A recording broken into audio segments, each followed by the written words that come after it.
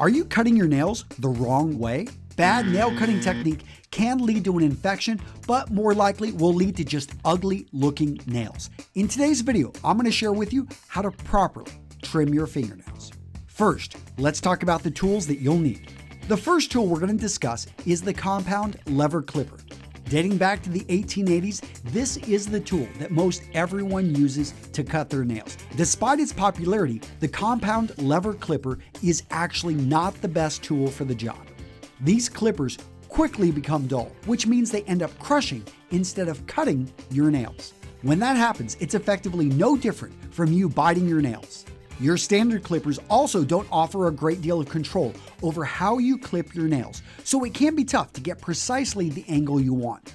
That said, if you don't have anything else on hand or you need something small to fit in your DOP kit, the compound lever clipper can get the job done in a pinch. Now, it is possible to get high quality clippers, but you're going to need to look at specialty stores. You won't find these in your local drugstore. Make sure they're made from high carbon stainless steel.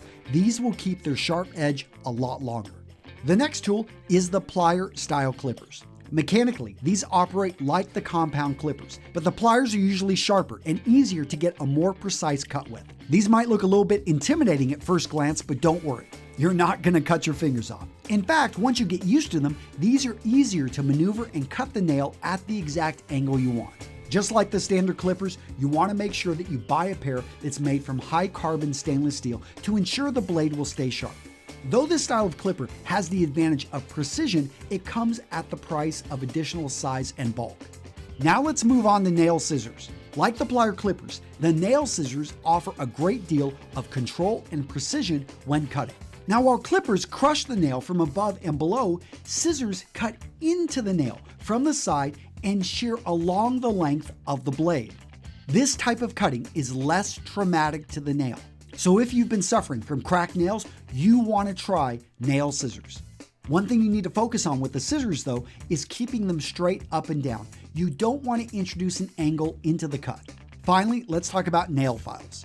This is an important tool for smoothing out your nails once you're done cutting them, or if you develop a snag in between trims. You want to look for a metal triple cut file or a file made from glass. Higher quality files will have a tip that you can use to clean underneath the fingernail as well. Now let's go over how to cut your nails correctly. Step 1, clean your nails. You want your nails clean before cutting them to make sure you don't spread any bacteria into an accidental cut. Now you may be wondering, what about soft nails? Should I actually soak my nails in water to make them softer? The answer is no. In fact, it's better for your nails to be firm when you trim them. Soft nails are more likely to tear. A quick 20-second wash with antibacterial soap is all you need. If you have dirt underneath your nails, make sure to clean them out. You don't want the sand or dirt grinding down your clippers and scissors. Using your tool of choice, you're now going to start to trim your nails. The one I recommend is doing one large cut horizontally across the nail, then two small cuts to round out the edges slightly. The other technique starts with two long cuts, each starting in the middle of the nail and more sharply moving in towards the edges. Then you need one final cut to get rid of the point formed in the middle. Now, this second technique can create a more elongated, elegant shape, but some people can find this a little bit too feminine. In any case, you're going to want to experiment and find which technique works for you. But no matter which technique you go with, be careful not to cut your nails too short. You never want to get close to digging into the soft bed of skin on which the nail rests. That is just painful. In general, it's better to use a few longer cuts instead of trying to round out everything perfectly with a bunch of shorter cuts. And don't worry if there's a few pointed edges, we'll deal with that in the next step. Now we want to use the nail file to clean up any imperfections. Move the nail file in one direction only. Why not go back and forth? Because you're more likely to cause cracks and tears in the nail. Once you're through with all your nails, give your hands a quick rinse and you're good to go. Now you're probably wondering, can I use these same techniques on my toenails? The answer, of course you can.